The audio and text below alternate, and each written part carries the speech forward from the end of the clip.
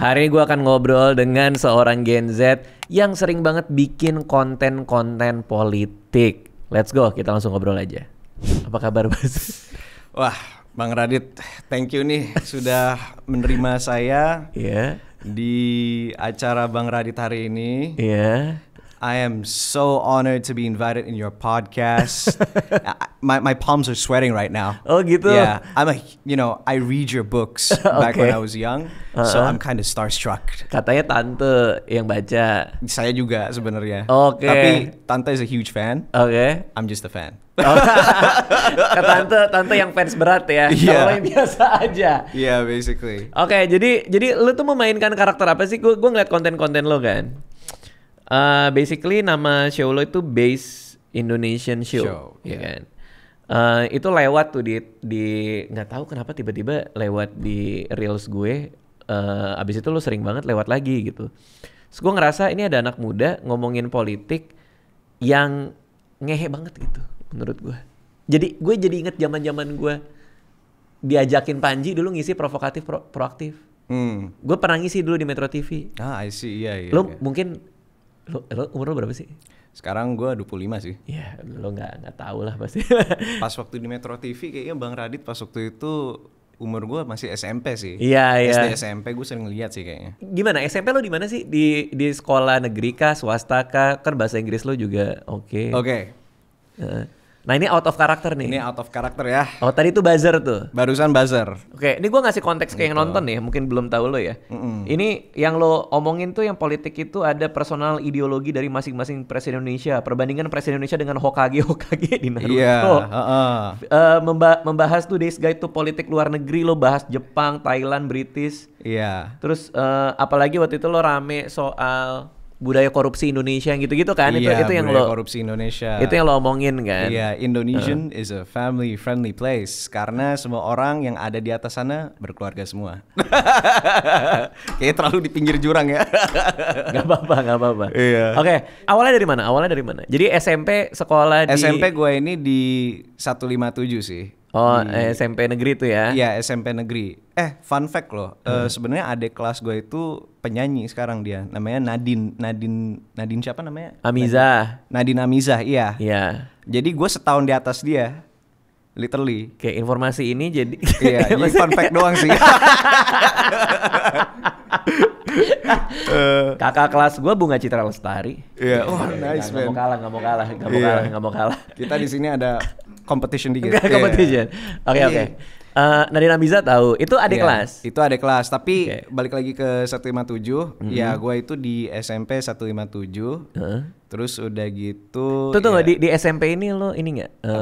Kayak punya hasrat untuk melihat kekuasaan itu sebagai apa gitu. Maksudnya bakat politik, justru ngebedah politik kelihatan nggak? Di SMP itu malahan ketertarikan itu tuh mulai tuh gue ditarik-tarik ke masalah politik tuh. OSIS atau apa? Ya OSIS awalnya gue mau ikut cuman buat organisasi doang terus iseng. Oke. Terus kedua gue ditarik ke lomba bahasa Inggris. Oke. Iya, jadi guru itu basically nge-conscripting gue ke lomba bahasa Inggris. Gue nggak punya opsi untuk menolak hal itu. Oke. Dan keluarga gue juga nggak memberi gue opsi untuk menolak lomba bahasa Inggris itu. Jadi ya udah, gue dipaksa. Gue dipaksa. I just go like, oh my god, okay, I'm being forced now, so fuck it, let's go. Gitu. Nah itu berarti kan mereka tahu bahasa Inggris lo bagus. Iya. Kenapa bahasa Inggris lo bagus? Lo apa? Lo belajar nyokap guru IF atau? Oke, jadi di sini gue akan mengajak Bang Radit ke flashback episode. Oke, jadi suatu hari gue itu pernah tinggal di Australia. Kota? Sama 5 tahun di Perth. Di Perth, oke. Iya, gue dulu di Bassendean gue pernah. Apa? Bassendean. Di Bassendean di mana? Pokoknya kalau naik kereta ke arah Fremantle aja. Nggak tahu deh. Agak jauh. Oke, terus. Iya, tapi Fremantle tahu sih. Tahu ya, itu paling ujung kan? Iya. Kita sih sebenarnya orang-orang Perth gak suka Fremantle. Iya. Karena tim EFL-nya doang sih. Oh, ininya footy. Iya, footy-nya gitu. Oke. Terus. Iya, jadi basically gue pernah tinggal di situ 5 tahun bareng nyokap gue sama bokap tiri gue. Oke. Terus ya udah, gue di situ diterjunin langsung ke primary school-nya aja. Oh, berarti SD. Iya SD. Oh, ya makanya bahasa Inggris lo oke. Iya lumayan lah. Terus baliklah ke Jakarta SMP 151. 157. 157 beda 6 lah nggak apa-apa. Terus masuk klub bahasa Inggris. Gue nggak masuk klub bahasa Inggris di Debat. SMP. Enggak, gue masuk ini apa? Gue masuk lomba speech. Lomba speech bahasa Inggris. Iya, dan di situ kita semua tuh dikasih topiknya tuh pas itu tentang politik terus gitu. Oke, nah ini baru nyambung nih gue nih. Ya udah, gue kayak wah anjir suruh belajar politik, gue masih bocah belajar politik, ya udah gue buat pidato politik tuh. Gue agak totalitas dikit karena gue dengar katanya kalau misalkan menang speech lu dapat duit. Oke. Terus gue kayak anjir dapat duit. Buat gitu. anak SMP ya. Buat anak SMP 700.000 is very much. Iya gitu. gede sih. Gede sih. Jadi ya udah gue mulai mempelajari speech bahasa Inggris dengan totalitas. Gue juga punya dasar Inggris yang kuat. Terus ya udah gue nonton apa Abraham Lincoln, Adolf Hitler buat masalah pidatonya, bukan buat masalah yang lain. Linguistic capability itu penting. Gebuk-gebuk meja ya. Iya, gebuk-gebuk meja. Bahkan Barack Obama. Barack Obama juga. Itu dia articulate banget memang. Articulate banget. Semua ini tokoh-tokoh sejarah yang ada pengalaman pengalaman speech atau linguistik yang bagus. Bahkan Ronald Reagan pun ya gue sikat. Terus ya udah. Cara belajar nya apa? Gimana lo pelajarin ya? Flow speech-nya. Flow speech-nya, terus udah gitu impresi yang ingin diberikan, terus janji-janjinya apa, pemilihan katanya apa. Kalau misalkan Abraham Lincoln tuh dia itu Abraham Lincoln itu sama dengan Lincoln ya? Lincoln iya. Lincoln mobil maksudnya. Lincoln apa? Abraham Lincoln kan? Iya. Lincoln. Ya ini buat lidah bahasa Indonesia aja bro. Kayaknya semua orang ngomongnya Abraham Lincoln deh. Lincoln ya, Abraham Lincoln. Abraham gitu. Lincoln. Tapi kalau misalkan pakai bahasa Indonesia udah kebiasa Abraham Lincoln ya udah. terus. Abraham Lincoln ini dia itu pinter sekali gitu loh untuk bisa menggunakan vocabulary yang sophisticated untuk dikomunikasikan kepada orang-orang yang lebih awam lah. Yang lebih awam. Iya. 4 scores and 10 decades ago kayak gitu ya. Pidatonya lupa gue. Iya, yang gitu-gitu lah ya. Inter dia yang addressnya di Gettysburg gitu. Terus ya Obama dia lumayan compassionate juga sih, jadi orang ice breakingnya bagus gitu. Tapi lo tahu ini nggak? Gue pernah sampai nyari speech writer-nya soalnya. Oh, speech writer-nya. Iya, ada masih waktu itu umurnya masih 20-an, lulusan universitas terkenal gitu. Dia yang nulisin. Jadi waktu itu ada artikel yang ngejabarin gimana cara dia menulis untuk si Barack Obama ini gitu. Tapi lo mempelajari menulis juga berarti kan? Ya, gue mempelajari menulis juga sih sebenarnya. Untuk pidatonya kan? Iya, untuk pidatonya. Oke, nggak cuma masalah delivery gitu ya? Masalah delivery juga. Jadi kadang kalau misalkan di speech bahasa Inggris kita suka dikasih ronde ini kayak, jadi gue kalau misalkan buat speech gue kan buat naskahnya nih, gue hafalin, I go through it, terus pas udah jalan tuh udah eksekusi, biasa gue kalau speech itu menggebu-gebu, gitu. Ala inilah sang Führer lah gitu. Apa? Si Hitler. Oh, Führer. Iya, si Führer lah. Nah tapi kalau misalkan udah masuk 2 kali kesebut tuh nama Hitler di hari ini nih. Ya terus. Semoga nggak kena demonetize ya. Semoga nggak dolar kuning nih. Oke, terus. Maaf Bang Radit. Ntar gue sensor kalau kena. Siap. Terus. Udah gitu. Tapi kalau misalkan improvisasi, gue itu suka banget pakai pendekatannya Obama gitu. Lebih compassionate, lebih simplistic. Gitu. Ya, karena kalau improvisasi, gue mesti menggebu-gebu susah. Iya. Susah mikirnya cepat. Susah mikir karena harus ada dramatisnya gitu. Gitu. Harus ada unsur dramatisnya gitu. Tapi kalau misalkan Obama dia kan nggak dramatis, dia down to earth tapi dia compassionate gitu. Jadi itu sih delivery yang biasanya gue ambil. Gitu. Jadi lo nyiapin segitunya untuk anak SMP sampai ngebedah-bedah orator-orator ini, dan akhirnya lo menang nggak di itu lomba itu? Menang, juara 1 gue. 700.000? Iya, demi 700.000. Gimana nggak menang ya? Gue masuk di situ, gue udah babak final, gue udah harus log in gitu. Masa gue masuk, gue udah sejauh gini, gue kagak menang. Oke. Gue harus bisa gitu. Gue dulu punya pemikiran yang lain, wah udahlah, I'm the best gitu. Oh, sampai mikir kayak gitu? Iya. Untuk lomba ini? Harus kayak gitu, lombanya harus kayak gitu. Yang lain punya gimmick lempar kertas, lempar apa pesawat. Gua gimmicknya adalah menghipnotis orang-orang gitu. Oh, maksudnya dengan kata-kata lo? Dengan kata-kata gua dulu. Iya, dan itu gua SMP loh. Iya. Gua punya pemikiran kayak gitu pas SMP gitu. Masih ada nggak potongan video atau apanya? Ada, kayaknya kakek gua masih nyimpen sih. Jauh juga ya bawa kakek. Karena SMP sih. Itu tahun 2013 sih kayaknya.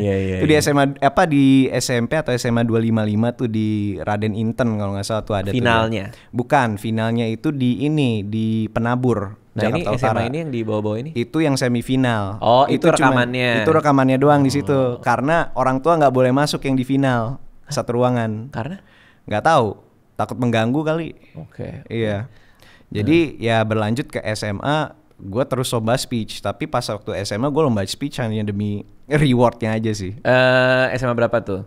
Gue SMA Angkasa 2. Lo ke SMA Angkasa 2, terus lo keterusan lomba speech bahasa Inggris lagi? Iya. Oke. Dan lucunya pas waktu di situ gue malah disuruh Abang None sih. Hah? Gimana? Gue disuruh Abang None buku Jakarta pas waktu itu. Lo masuk Abang None? Iya. Gue masuk Abang None. Dari pas gua kelas 11. Enggak kan Jakarta apa itu? Ini Abang None buku Jakarta Timur. Oke. Iya. Berarti lo ikut teaternya? Kayaknya zaman gua nggak ada sih teaternya. Enggak ya. Iya, tapi kayak kalau misalkan lu cari tuh di akun Abang None tuh buku Jakarta tuh lu bisa lihat tuh ada gua tuh di tahun 2015 kali tuh. Oke, berarti ikut Abang None juga. Iya, random. Oke. Nah, terus kuliahnya? Kuliahnya gue di BINUS. Oh, masuk BINUS. Iya. Dan akhirnya baru bikin base Indonesian. Dan akhirnya gue keluar, gue pas waktu COVID itu gue gue sempet sakit perut. Gue punya GERD sama gastritis. Iya. Lo 25 apa 52 sih? Gue kayaknya. Masa 25 udah kena GERD? Gue juga nggak tahu sih, kayaknya kebanyakan pikiran dah. Udah naik tuh sampai sini, sampai leher. Udah naik sampai gue harus dilariin ke ambulans. Oh iya. Terus udah gitu ya udah, gue istirahat setahun habis gue lulus. Baru gue buat Base Indonesian Show. Nah, lo buat Base Indonesian Show ini artinya lo menawarkan program. Karena kan itu di under.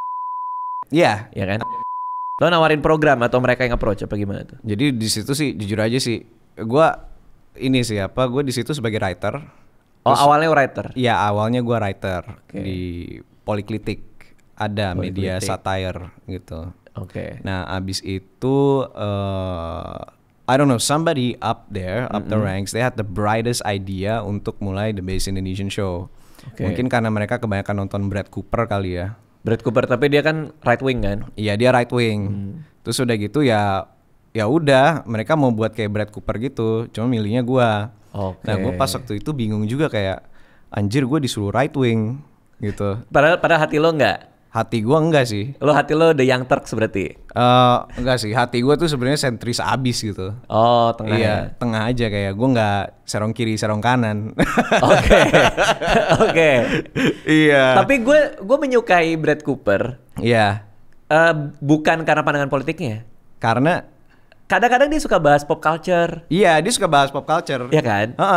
Yang gue suka dari dia itu ya dia real aja. Iya kan? Iya. Apa adanya aja kan? Common sense aja dia gitu. Karena Brad Cooper gue nonton, yang kiri-kiri juga gue nonton. Iya, yang kiri-kiri. Ya The Young Turks, Hasan Piker. Oh iya, Hasan Nabi. Hasan Nabi ya? Iya, Hasan Nabi. Yang Twitch sama aja ya? Hasan Piker itu Hasan Nabi kan? Hasan Nabi. Itu bukan Hasan Lincoln sih itu. Iya. Oh iya itu. Dia juga seneng sih gue ngelihat. Tapi lagi-lagi gue nggak merasa ada yang ngambil ceruk itu di Indonesia. Makanya mungkin pas gue ngelihat lu, gue ngerasa kayak wah ini baru kali ya. Karena ternyata referensinya juga dari mereka-mereka ini. Iya, tapi sebenarnya referensinya goes underneath that gitu, goes even deeper than that gitu. Karena gua itu jadi gua nggak ngerasa kayak gue bisa kayak gini gitu.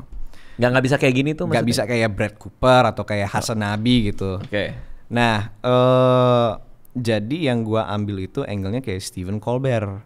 Iya, itu tuh, lu kalau gak bisa jadi Hasan Nabi, Stephen Colbert kan berapa derajat di atas itu juga kan? Iya memang. Lebih susah lagi tuh. Tapi dia meranin karakter. Oh. Dan dia satire. Stephen Colbert itu tokoh yang sangat liberal di Amerika kan. Betul. Iya, terus as we know, nah tapi pas kalau misalkan dia di di Colbert Report, dia itu berubah 180 derajat, dia jadi karakter right wing abis. Oh iya? Iya.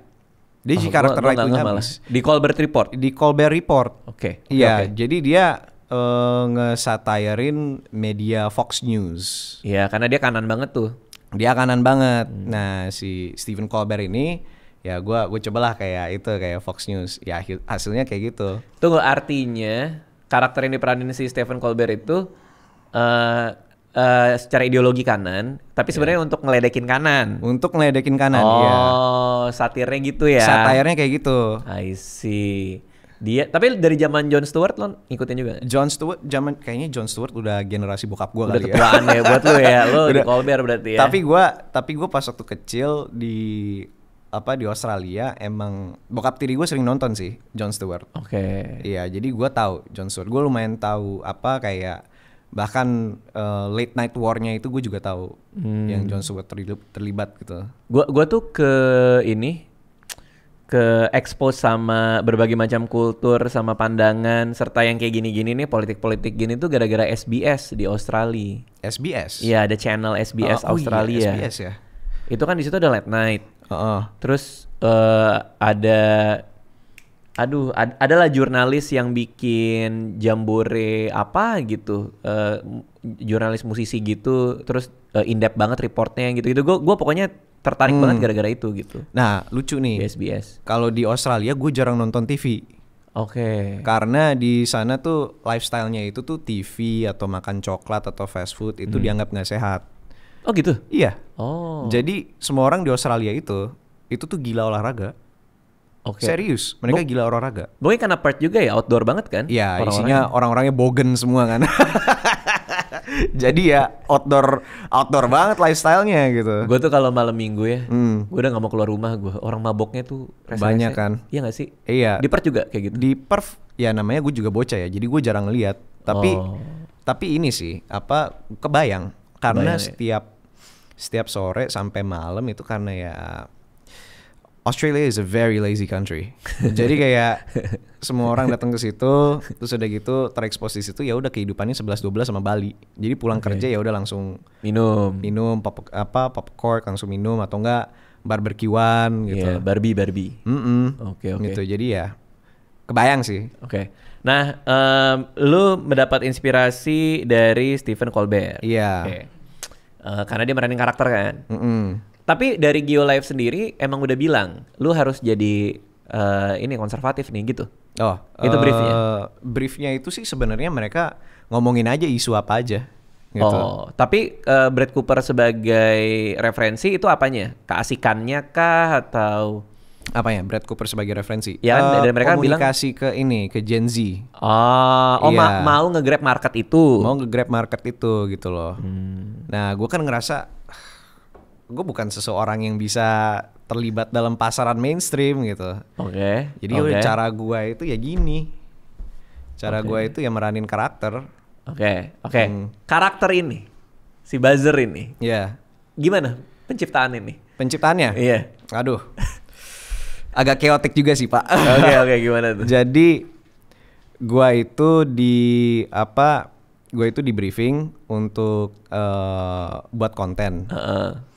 Tapi tuh kayak everything tuh serba rush aja gitu loh. Oke. Kayak gue nggak riset nggak apa, jadi gue literally kayak go into the street of gue kayak baptism by fire gitu. Oke. Nah, pas video pertama itu gue ngomongin masalah trans di Amerika. Ada isu dari South China Post, katanya orang-orang trans di Amerika itu mulai pindah keluar dari Amerika gitu. Oke. Nah, menurut gue kocak aja sih. Karena lu sebagai orang trans mau pindah kemana? Amerika kayaknya tempat paling aman buat trans gitu. Jadi yang diambilnya tuh angle itu. Lu bahas itu. Gue bahas itu. Lalu. Tapi di Indonesia menurut gue ya ada beberapa orang sih yang menurut mereka ya ini lucu sih. Tapi isu-isu kayak gini tuh belum relate sama kita-kita. Oke. Iya, isu sosial politik itu tuh masih sebuah isu yang dinikmati sama ya 3.5% of our population. Oke. Tapi kalau kita pikir bukannya politik itu obrolan tongkrongan bapak-bapak. Kadang kalau misalnya gua ngelihat di dekat rumah kan suka ada pos, itu tuh pos yang buat orang-orang main catur apa itu kan yang diomongin politik juga, enggak juga? Iya, itu bapak-bapak emang ngomongin itu, tapi apakah itu obrolan yang hanya eksklusif untuk bapak-bapak? Oke. Menurut gua di situasi geopolitik yang kian memanas dan di situasi politik dalam negeri yang juga kita rada chaos ya. Gue nggak akan bilang ini polarisasi sih, tapi rada chaos arahannya mau kemana gitu. Ini now or never we need to begin opening our eyes and start having these discussions in public. Kebanyakan orang ngomong masalah sosial politik. Oke, itu bagus gitu. Tapi bagaimana politik praktis? Bagaimana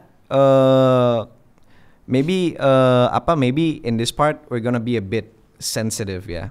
Bagaimana politik antara elit-elit partai. Bagaimana bagaimana politik antara aparat gitu. Gimana politik antara tokoh-tokoh daerah gitu. I think politik yang kayak gitu yang harus kita amati. Gitu. Karena itu menyangkut langsung ke kehidupan kita. Itu lebih tangible. Kalau misalkan gue nggak no discredit untuk sosial politik ya. Tapi sosial politik itu sifatnya itu di sini tuh masih rada intangible. Gitu.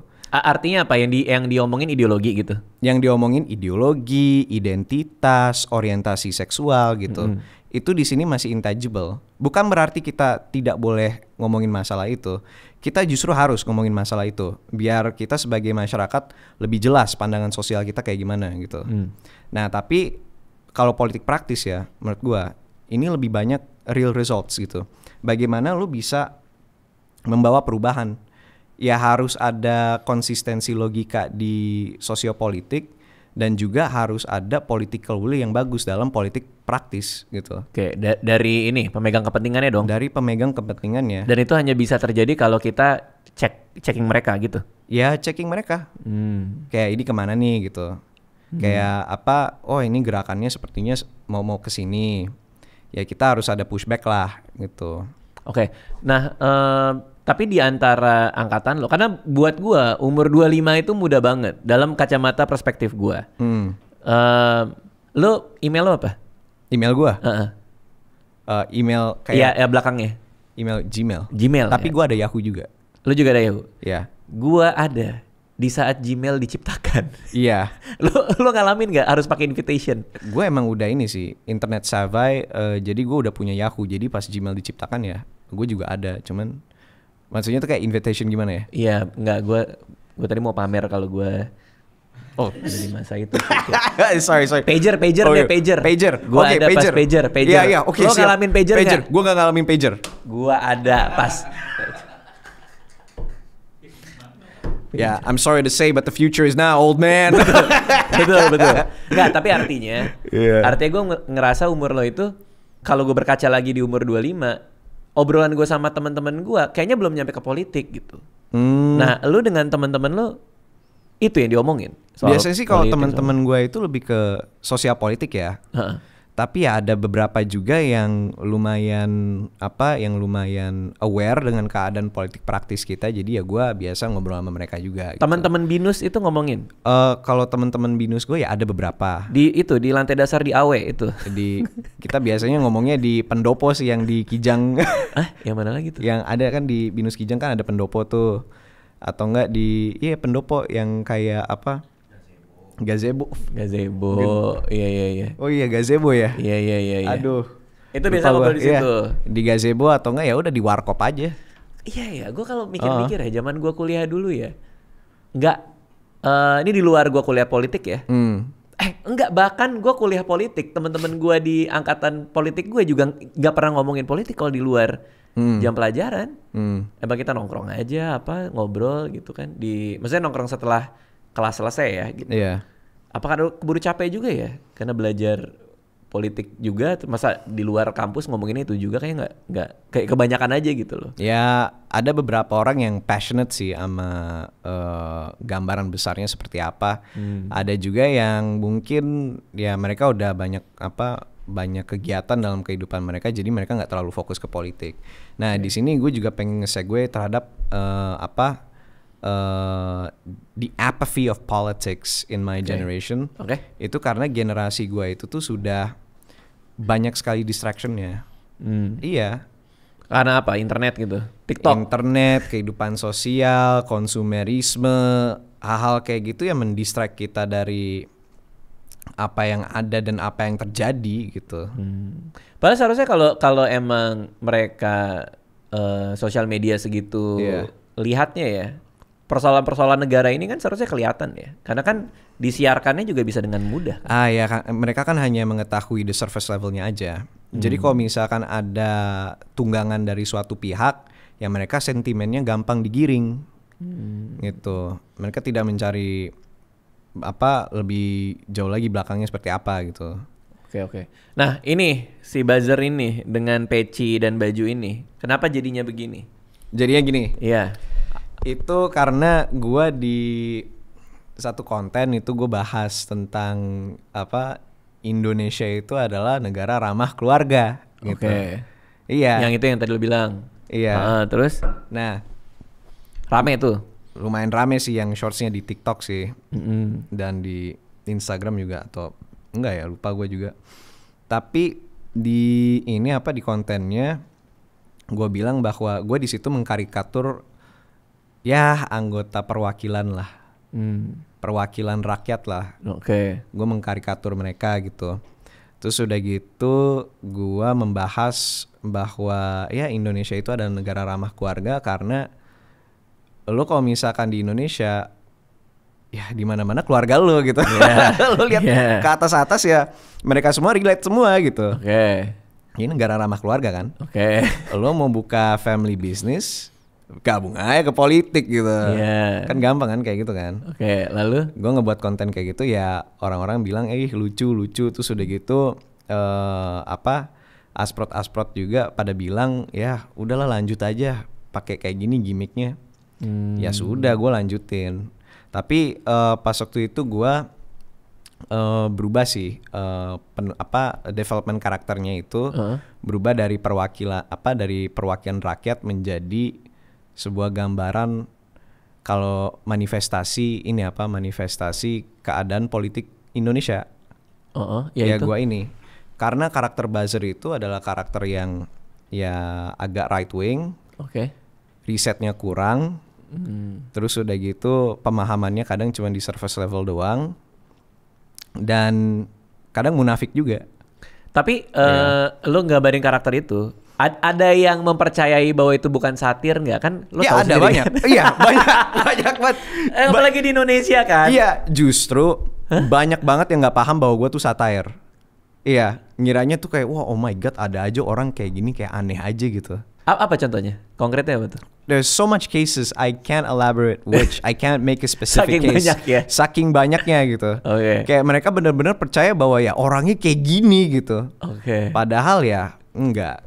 So ya gue basically sama aja kayak aktor gitu. Ya gue hanya memerankan sebuah peran. Pernah dapat ancaman-ancaman gitu juga nggak? Ada yang bilang katanya darah gue halal. Iya. Iya darah gue halal karena ini konteksnya ya. Ini agak sensitif juga. Tapi gue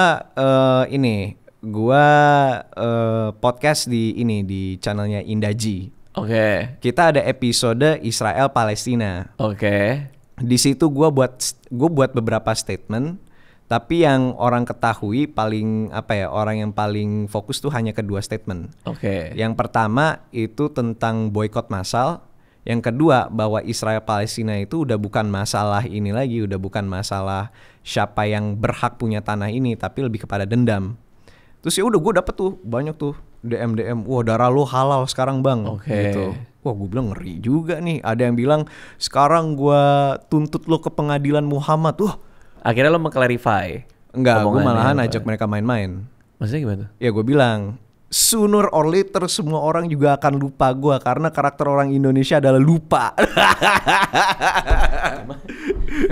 Malah ngajak ribut ya lu ya. Aduh. Oke. Yeah. Nah, terus kalau buat proses kreatifnya sendiri, buat kontennya gimana? Proses kreatifnya? Biasa kalau misalkan gue lagi diskusi, lagi ngobrol sama orang-orang di warkop. Oke. Atau mungkin gue lagi nyetir. Mundane sih. Itu dapat ide aja itu. Ya dapat ide aja gitu. Ada workshopnya kah sama tim penulis atau apa gitu? Biasa kalau misalkan gue udah set ke satu ide, ya gue diskusi sama ini apa produksi gimana sama gitu. Tim.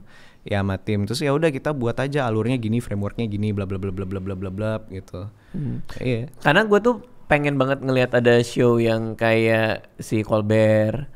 Atau kayak John Oliver. Iya, Itu untuk nyampe ke sana tuh harus punya tim yang kayak gimana ya? Gue nggak habis pikir deh. Itu apa risetnya juga sebanyak itu atau? Risetnya menurut gue sebanyak itu dan penulisnya juga sebanyak itu. Cuman ya kita yang ada-ada aja. Tapi ya sebenarnya kalau misalkan kita lihat contoh kayak ada yang kayak Stephen Colbert atau ada yang kayak John Oliver di Indonesia ada dulu. Ada acara di Metro TV kalau nggak salah namanya Demokrasi. Tahu? Iya kan? Itu kan juga satire politik itu. Ada kalau nggak salah di Net TV itu ada satu namanya, intinya ada Sule sama Andre juga di situ. Oh ya? Iya, mereka ngomongin itu politik juga. Satire juga, cuma mereka itu kemasnya itu di Indonesia masa kuno. Gue juga lupa namanya apaan ya. Nama programnya itu di Net TV tuh. Oke. Iya, jadi isu politik atau sosial yang ada itu dimainin di situ di acara itu. Ada banyak kok sebenarnya satire politik. Bahkan ILC juga in a few episodes is basically a political satire. Benar. Tamu-tamunya juga main soalnya kan. Iya, tamu-tamunya juga main kayak yang episode pas mereka ngundang Lord Rangga itu loh. Iya. Itu kayaknya buat Lord Rangganya serius kan? Gue juga nggak tahu sampai sebenarnya. Gue juga nggak tahu ya? Sebenarnya kalau Lord Rangga itu serius atau enggak. Tapi it is way too outlandish to be true. Tapi gue sebagai buzzer gue juga mengambil Lord Rangga sebagai referensi. Bahwa? Ya lu harus mempercayai, lu harus sedelusional itu untuk untuk deliver message lo. Lah, Lord Rangga ya, dia itu tulus loh. Iya kan? Iya sih. Tapi tapi orang-orang tuh nge-feeding bahwa gue percaya sama lu, kan masalahnya kan di situ sebenarnya. Itu masalahnya, memang itu masalahnya. Iya kan? Menyebarkan misinformasi gitu loh. Kan dia gitu. Jadi kayak jadi kayak merasa bahwa bener nih gue gitu loh. Iya, tapi kayak dengan dia setulus itu jadinya orang bersimpati. Betul. Gitu. Iya. Oh, lo ngambil itunya? Ya, main itu juga. Nah, ini istilah-istilah Gen Z yang gue nggak ngerti nih. Base ini apa sih base? Gue dengar banyak orang ngomong base. Base itu tuh sebenarnya istilah dari milenial juga ada ya. Gen X juga ada ya. Ada. Dari dulu sih, base itu adalah sebuah opini yang tidak peduli dengan opini lain. Based gitu. Banget gitu. Based banget gitu loh, kayak paling mendasar nih gitu. Kayak gitu ya lu punya sebuah opini yang udah maunya gue gini, yang lain bodo amat gitu. Pemakaiannya nih apa? Base opinion bro gitu. Based, oh my god, that's based gitu aja. That's a base take right there gitu. Oh. Iya. Artinya base Indonesian ini lu punya opini yang nggak bisa diganggu atau apa? Iya, gue nggak punya opini yang bisa diganggu gugat. Oke. Jadi kalau misalkan sebagai buzzer, gue udah bilang sesuatu ya udah susah untuk merubah pikiran gue. Oke. Berarti lu nggak punya problem dengan orang tidak setuju dengan lu ya? Ya, gue nggak punya problem. Terserah aja gitu. Iya, silakan. Mereka mau diskusi, ya udah, silakan. Mau gue salah nggak peduli gue. Kan base. Oke. Iya. Nah, ini gue mau bahas ini. Perbandingan semua presiden Indonesia dengan Hokage di Naruto. Waduh. Beserta politik di Naruto. Gue sempat lihat sekilas sih. Tapi apa aja yang lo bandingin tuh? Siapa aja? Jadi awal kayaknya sampai 2022 akhir itu muncul sebuah tren katanya semua Hokage di Naruto itu Abang Radit ini nonton Naruto kan? Nonton Naruto. Iya. Semua Hokage itu bisa dimiripin sama presiden di Indonesia gitu. Nah itu sebenarnya tuh sebuah cocok logi yang sudah ada dari pas gua SMA sih. Itu sebenarnya udah lama tuh. Tapi ya udah lama. Tapi baru signifikannya itu zaman sekarang. Gue sering lihat gitu. Tapi nggak pernah ada yang ngejelasin cocok loginya seperti apa gitu. Loh, tapi kan itu udah berarti dari lama si ini mirip sama Hokage ini. Iya, tapi nggak ada nggak ada yang membedah gitu. Lalu ya udah karena nggak ada yang membedah, gue ngerasa ya I'm doing my part gitu untuk ini apa untuk menjadi pertama untuk membedah gitu. Lalu ya mungkin bedahan gue kurang inilah, mungkin rada tumpul lah, tapi gue berharap bahwa orang Indonesia ada yang membedah lebih dalam lagi gitu loh. Nah gue ya banyak sekali sih kemiripannya, kayak Hokage kelima dan presiden kelima kita itu wanita gitu. Terus udah gitu apa? Tsunade berarti. Tsunade, dan dia juga ada kaitan keluarga dengan pendiri dari bangsanya di Naruto dan pendiri bangsa kita juga gitu. Oh itu berarti emang mirip ya? Mirip, ada cocok loginya banyak gitu. Apa lagi? Ya kita skip aja ya yang kedua ya. kita yang kedua skip aja ya. Iya. Tobirama kita skip aja ya. Apa lagi? Ya YTT aja itu. Terus kalau yang ketiga yang intinya yang kedua, tapi masa kita nge-skip dia tanpa mengatakan hal-hal yang baik sih. Ya dia sudah membangun infrastruktur desa dan bangsa gitu.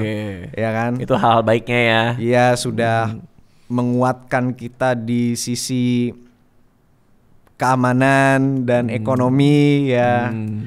Ya itulah ya. Ya.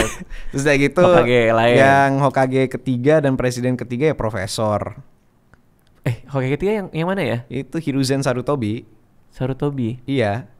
Hiruzen Sarutobi itu yang di awal-awal Naruto tuh. Yang itu yang matinya di siapa yang ular Orochimaru? Iya. Tahu. Dia pemikir gitu, teknokrat gitu. Dia teknokrat karena dia hafal semua jutsu. Dia hafal semua jutsu kan. Gitu. Oke. Jadi dan Habibie juga profesor, dan julukan Hiruzen juga profesor gitu. Kok sama ya? Iya kan? Sama kan? Sama ya? Iya, banyak orang yang buat cocok logi itu. Nah keempat gue sampai sekarang nggak paham nih. Keempat nih persamaannya di mana? Tapi yang gue bisa lihat itu jiwanya. Hokage keempat dan presiden keempat kita humanis. Gue pernah gue merasa bahwa Minato Namikaze adalah sebuah jiwa yang serius banget ngomongnya. Yang compassionate. Sorry nih, gue jadi bergairah nih. Oke. Dia adalah jiwa yang compassionate sekali gitu loh. Kalau misalkan kita tonton tuh, kita baca tuh Naruto tuh. Dan pas waktu gue ke Ponpes Tebu Ireng tahu punya Mas Ipang ya? Iya, di Jombang. Itu kan ada kuburannya Gus Dur di situ. Gue melihat epitaph-nya itu "Here lies a humanist". Iya. Gus Dur telah memberikan hak-hak kepada orang-orang banyak di Indonesia lah. Iya, terus ya kelima wanita berjiwa strong juga. Gitu. Terus yang keenam siapa sih? Keenam Kakashi sama SBY. Kakashi ya? Kakashi sama SBY. Danzo itu sementara kan? Iya, dia sementara dia. Pas si Tsunade sakit ya? Iya, dia basically PJ presiden sih. Iya. Dia PJ presiden sih. Iya. Jadi SBY Kakashi ya mereka memulai bangsanya kepada jalan modern. Kebanyakan dari proyek-proyek infrastruktur yang sekarang sudah terjadi ya itu dimulai pada masa SBY gitu. Ya, dan akhirnya kita mempunyai Naruto Uzumaki. Berarti Naruto Jokowi, iya. Kenapa Naruto Jokowi? Karena dia itu bisa menutup kesenjangan antara kaum elit dan kaum commoner. Commoner kok sebutannya, sorry. Kita nih. Iya. Karena dia masyarakat umum. Karena dia dari orang umum. Dia bukan dari orang umum, dia sebenarnya ningrat sih. Kalau Naruto ningrat. Iya, tapi kalau misalkan Jokowi ya he came from us. The man of the people. Tapi yang dilihatnya itu adalah karakternya dia. Dia mempunyai karakter yang kalau misalkan untuk Naruto dan Jokowi itu emang karakternya berbeda gitu. Tapi efeknya yang mereka timbulkan terhadap orang sama. Yaitu bridge the gap. Oke. Ada kesenjangan yang sangat besar sekali antara masyarakat dan elit. Oke. Dan itu ditutup oleh Naruto dan Jokowi. Kayak mereka temenan ya. Kayak mereka temenan dan itu ditutup oleh Naruto dan Jokowi. Kayak mereka saling kenal. Ya basically lah, semoga ini mungkin di lain dunia juga mereka ada kayak gitu lah, ya, di Tapi emang lo doyan anime banget ya? Gua suka banget anime. Ya sebenarnya gue doyan apa aja sih, film, anime gitu. Soalnya gue ngeliat berapa kali lo bahas anime juga kan. Oh iya, iya. Yang sama Abigail juga ya. Sama Abigail bahas anime kan. Iya kan. Karena ini juga request dari Abigailnya sendiri kan. Ya itu. Katanya wah gue udah podcastku serius semua, kali-kali ya udah kita bahas Jujutsu Kaisen aja lah di podcast gue, terus kita samain nama politik gitu. Hayo gitu. Ya pada akhirnya muncullah di situ, mungkin gue membantu menyebarkan meme Ken Joko gitu di situ. Apa? Ken Joko. Jadi di Jujutsu Kaisen itu ada antagonis namanya Kenjaku, basically kepalanya itu otak. Dia otak berjalan, ada mulutnya gitu. Gue nonton gitu. Cuman sampai mereka latihan pertama kali sih. Kalau misalkan gue nggak nonton sama sekali. Oh lo baca ya? Gue baca. Oh lo baca. Iya. Udah sejauh itu ya? Iya sejauh itulah, lumayan ekstrim. Itu kesel banget gue pada spoiler itu tuh, gue yang mati itu males banget. Iya. Iya nggak sih? Iya sih, ya tapi. Nyebelin banget. Kalau misalkan kayak gitu ya kita puasa dari internet aja sih. Tapi kita nggak pernah tahu itu kapan di spoilernya. Oh iya betul. Iya ya? kan? Kita nggak pernah tahu. Iya tiba-tiba keluar. Itunya yang mati itu kan.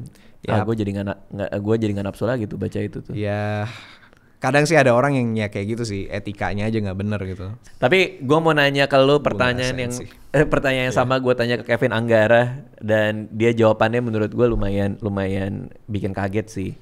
Gue lagi nonton Boruto. Menurut lo Boruto gimana? Jelek. Ya. Sumpah. Kevin Anggara bilang bagus kalau nggak dibikin, dia bilang gitu. Oh iya setuju itu gue. Malahan gue gini bang. Gue itu saking cringe-nya sama Boruto ya. Gue buat fanfiction Boruto sendiri. Serius? 12 chapter tuh gue buat tuh. Serius, gue buat sendiri. Gue bilang ke teman-teman gue kan di warkop kan, kayak sampah banget nih Boruto nih. Gue buat aja lah sendirilah. Serak. Gue buat tuh Boruto itu basically pengembara gitu. Ini tulisan? Ini tulisan. Oke. Iya, dia tuh kayak pengembara gitu. Dan gue ngambil inspirasi dari, pernah nonton The Dollars Trilogy? Clinton Eastwood tahu, tapi gue nggak familiar deh itu. Gue itu ngambil inspirasi Boruto itu seperti The Man with No Name gitu. Jadi dia ada pengembara di Wild West gitu. Dia mengembara kemana-mana. Naruto mati, Sasuke menghilang, Sarada jadi Jonin, dan Shikamaru jadi Hokage. Itu yang gua tulis tuh. Which is ujung-ujungnya beneran itu terjadi itu. Oh ya? Iya, jadi gue sekali memprediksi itu gitu. Iya, gue sekali memprediksi itu. Jadi cerita gua yang gua buat sebelum ada Boruto yang sekarang Two Blue Vortex ini itu terjadi tuh. Nah, si Boruto nih dia pengembara melawan sebuah organisasi Jadi gue ngambil dari Shikamaru kan dia pernah dikirim ke misi ke The Land of Silence. Di situ dia melawan ninja yang ingin mengambil alih dunia. Dan dia bilang ini karena gue melakukan ini karena ninja itu selalu digunakan sebagai tools of war. Gitu. Terus gue kayak ini menarik nih, karena Boruto itu tuh seharusnya ya. Udah excited nih kayaknya. Gue melihatnya ya. Gue bener-bener excited banget nih. Sorry nih bang nih. Iya. Karena seharusnya Boruto itu tuh bukannya go down malah untuk generasi baru, tapi harus mengikuti viewershipnya yang makin tua gitu, yang makin dewasa. Ya artinya lo punya kecurigaan si mangakanya ini Masashi ini dia malah ngedumb down. Iya. Naruto universe. Makanya di fanfiction gua tulis bahwa ada sebuah pergerakan shinobi yang ingin mengoverthrow dunia biasa dan menggantikan semua daimyo dengan shinobi. Jadi basically ninja menguasai dunia. Ninja kan awalnya kan cuma punya desa-desanya sendiri dan wilayahnya sendiri lah. Dan mereka itu juga diatur-atur sama daimyo, kadang sama kaisar, kadang sama pendeta gitu. Pendeta yang ada di sana kan. Nah, kalau misalkan di ini serius banget ini. Iya, sorry. Kalau di fanfiction gue ya, itu mereka semua mau diganti sama shinobi gitu. Karena apa? Yang berhak rule itu seharusnya yang powerful, dan shinobi itu powerful. Tapi mereka selalu menjadi alat gitu loh. Oke. Tetapi tragisnya sebenarnya tuh apa yang dilakukan sama Naruto itu tidak mengubah nasib shinobi. Oke, Naruto yang sampai terakhir kan, ending kan? Iya. Oke, malah sama aja. Sama aja lalu gitu. Itu malah membuat Shinobi Union, PBB apa-apa, tapi masih ada perang. Shinobi masih dipakai untuk assassinate people gitu loh. Kayak sama aja. Jadi apa yang dilakukan sama Naruto itu hanya bisa dirasakan oleh 5% dari populasi Shinobi. Oke. Sisanya gimana? Maka di cerita Boruto baru ini. Makanya di cerita Boruto fanfiction gua, organisasi Kokuyo ini, ada Kokuyo tuh gue juga lupa. Lo kasih nama Kokuyo? Iya, gue kasih nama Kokuyo tuh. Gue juga lupa artinya apa gitu. Ini udah lama nih, ini udah 3 tahun yang lalu. Emang alkohol itu benar-benar. Iya. Akhirnya terus mereka mau kayak meng-Voldemort-kan dunia shinobi gitu. Apa tuh artinya meng-Voldemort-kan dunia? Ya, basically kalau di Harry Potter kan Death Eater mau menguasai dunia dengan magic sebagai apa ya. Ya mereka lah pemerintahnya lah gitu loh. Mereka yang berkuasa lah, dan orang-orang biasa juga di bawah kuasa mereka gitu. Jadi akhirnya artinya shinobi harus berkuasa sebenarnya. Shinobi harus berkuasa karena aktor utamanya yang ngedorong ini. Yang ngedorong ini. Nah, itu ada satu karakter tuh. Gue ngambil inspirasinya itu dari Amon dari Avatar Legend of Korra. Amon yang mana lagi ya? Ada dia musuh season 1 tuh. Oke. Nah, gue ngambil inspirasi si Amon nih. Dia menjadi dia menjadi pemimpin pergerakan ini. Seseorang yang bertopeng, yang misterius, dan orang-orang memanggil dia sebagai The Shinobi Messiah gitu. Oke, penyelamat shinobi gitu. Dan gue juga ngambil ability-nya dari Amon. Dia itu bisa menyerap cakra gitu, dan memberikan cakra kepada mereka yang tidak mempunyai cakra gitu. Jadi lo udah nge-flash out karakter. Ini antagonistik berarti kan? Iya. Karakter antagonistiknya. Iya. Tapi lo kasih dia purpose yang true to himself kan? Gitu. Waktu luang lo banyak banget. Iya. Lo berapa lama lo bikin kayak? Tapi itu menarik tau. Itu gue buat sekitar 5 bulanan. Itu pas zaman COVID. 5 bulan? Iya. Lo bikin cerita Boruto sendiri. Iya, 5 bulan gue buat cerita Boruto sendiri. Apa yang lo lakuin sama cerita itu? Ya, lo upload nggak? Gue nggak upload sih. Gue simpen aja buat diri gue sendiri. Wah, gue ngerasa ada kekecewaan mendalam dari seorang fans. Iya kan? Iya dong. Iya kan? Lo sebagai fans yang terlukai. Kayak pasti kan Naruto tamat, terus Boruto mau keluar kan? Iya. Excitement dong. Apa nih anaknya Naruto mau ngapain nih? Keluar lah begitu, kecewa dong. Nggak, gue nggak bisa nih. Gue harus ngasih keadilan ke karakter-karakter ini. Itu gue ngasih keadilan ke karakter-karakter di kepala gue. Gila sih gitu. Menurut gue. Tapi seru banget. Ya basically seru banget. Prinsipnya kayak D&D aja. Iya sih. Lo menjalankan skenario di kepala lo, semoga karakter lo nggak mati di campaign-nya gitu. Ini karakter gue. Iya, Grok Bambrok ya. Grok Bambrok. Iya, I see. Grok Bambrok. Kayaknya emang luar. Kayak gitu ya cara ngomongnya ya. Grok Bambrok. Iya. Gue nggak bisa lagi. Nggak berubah. Gak bisa lagi. Gue gak bisa. Lo harus main D&D sih. Kayak lo cocok banget dengan lo bikin fanfiction kayak gitu. Iya sih. Tapi gue sebenarnya main Baldur's Gate 3 sih. Jadi ya. Main gue. Udah sejauh mana? Gue itu nyampe ini. Gue malah ngambil ending sebagai Dark Urge. Dark Urge ya. Gue nguasain Netherbrain. Oh iya. Terus gue ngancurin Baldur's Gate. Iya, itu ending yang sangat jahat sekali. Iya itu. Berarti lo berubah jadi makhluk itu dong? Iya, gue murder hobo. Di Baldur's Gate 3 gue murder hobo. Lo suka bunuh-bunuhin orang ya? Semua NPC lo bunuh tuh? Semua NPC, ya nggak semua NPC juga sih. Kayak ya kalau misalkan NPC-nya sengak nih gitu. Lo bunuh? Ya gue langsung kasih Eldritch Blast 3 kali. Dar gitu. Gue Warlock. Iya, Warlock paling keren tau. Iya. Karena lo bisa ngedorong kan. Lo ngobrol sama Dokter Stefani deh. Nanti psikopat.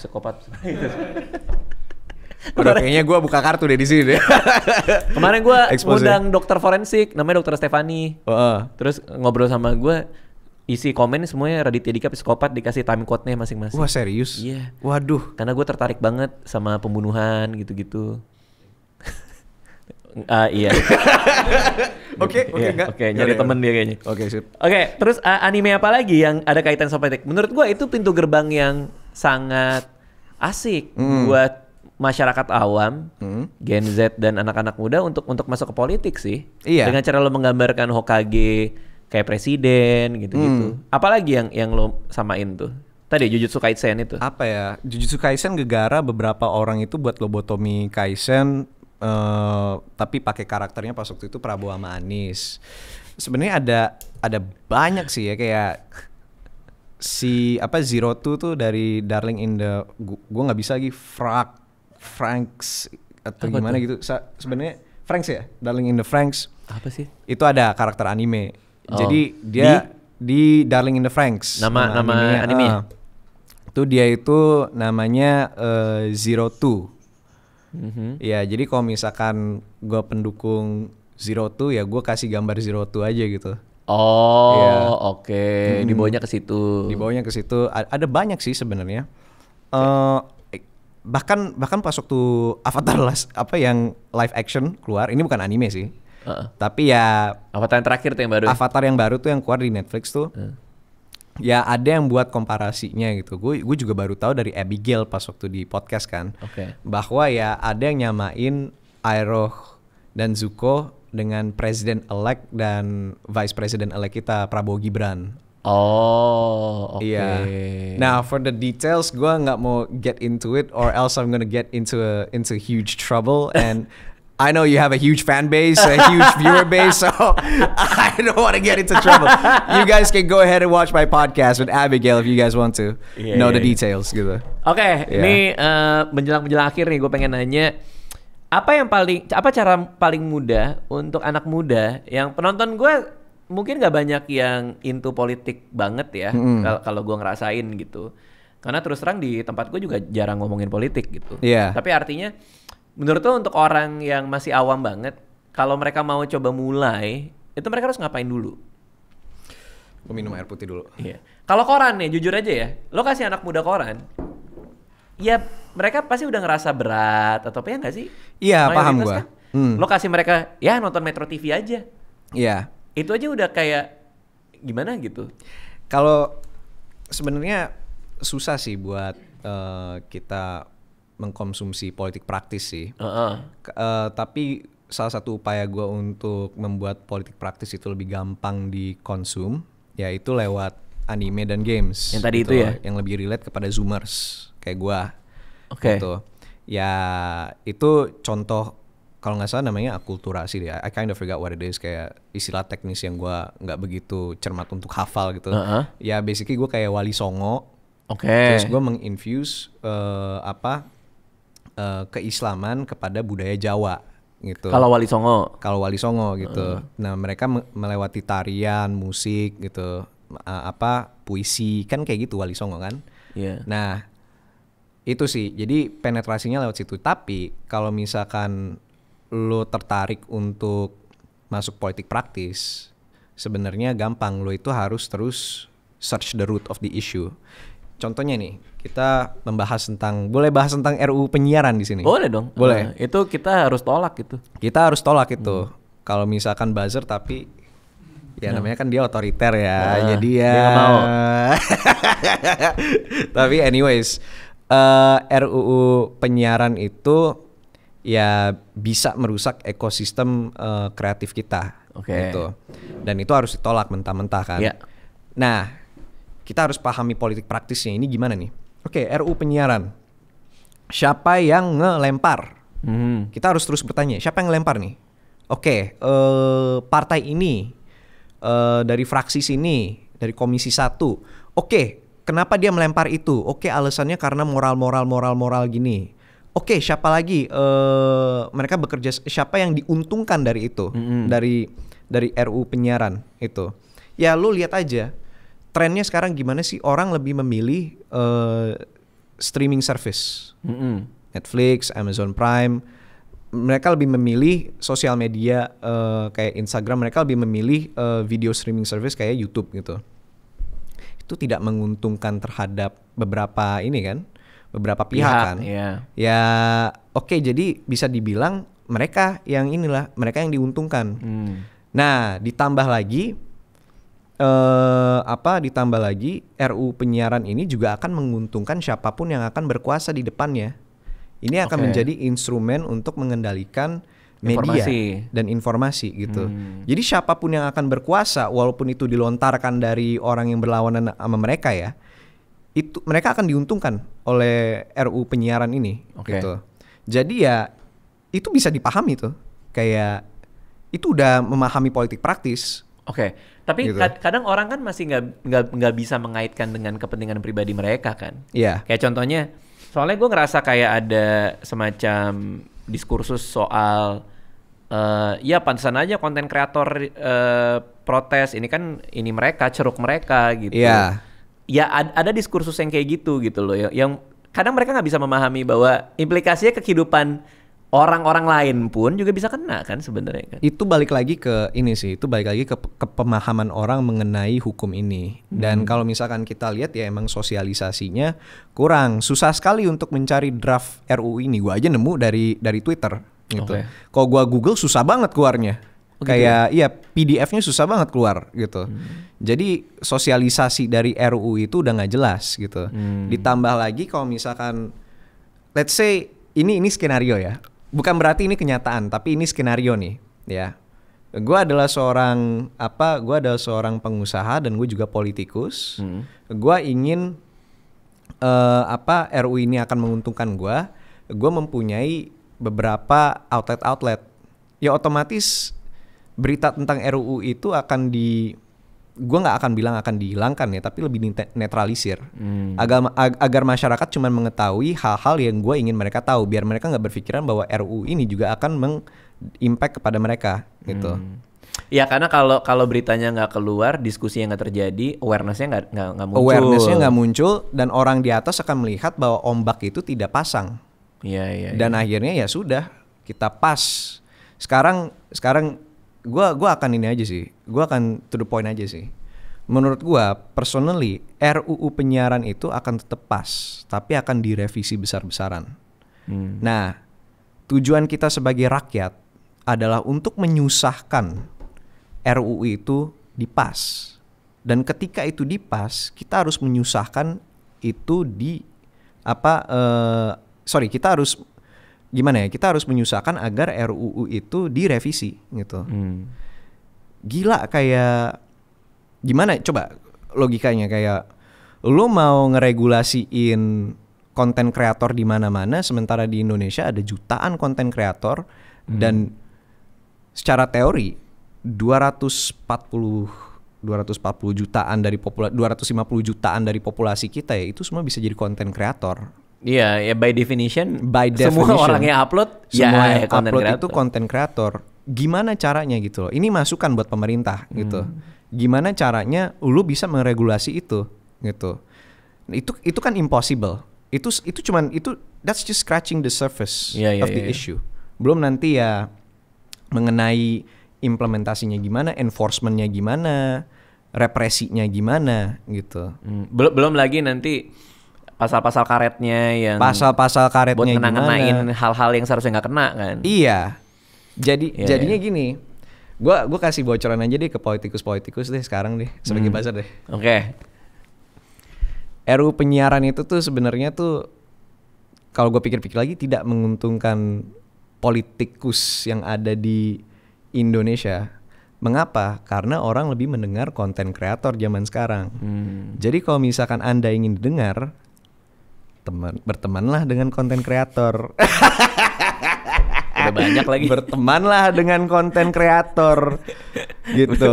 Udah banyak lagi yang kompromi lah. Dalam politik politik praktek itu tidak ada yang namanya ideal, adanya kepentingan gitu. Iya. Masa semua teman-teman kalian bisa dikasih kepentingan, konten kreator nggak bisa sih dikasih kepentingan, kan nggak fair. Gimana tuh pembagian kuenya tuh? Gua no comment deh kalau itu deh. Tapi terakhir nih, lu kan ngomong kayak gini kan berarti lu punya kegelisahan soal politik lah, tadi kan soal soal RUU lah. Lu sendiri pengen masuk nggak tapi? Gua ke dalam sistemnya. Tergantung. Waduh, berubah lagi deh. Tergantung rakyat Indonesia. Saya mah hanya menjalankan tugas dan amanah yang ingin diberikan oleh rakyat gitu. Kalau rakyat ingin saya memimpin, saya akan memimpin. Tapi dalam hati Anda pengen kan sebenarnya kan. Siapa sih yang nggak pengen kekuasaan? Oke, thank you. Kalau misalnya ada yang mau lihat konten-konten lo bisa kemana? Bisa ke Base Indonesian Show on YouTube, TikTok, and Instagram. Just check it out now and visit my content for daily shit posts and occasionally YTTA content. Oke, siap. Thank you buat semuanya. Sama-sama Bang Radit.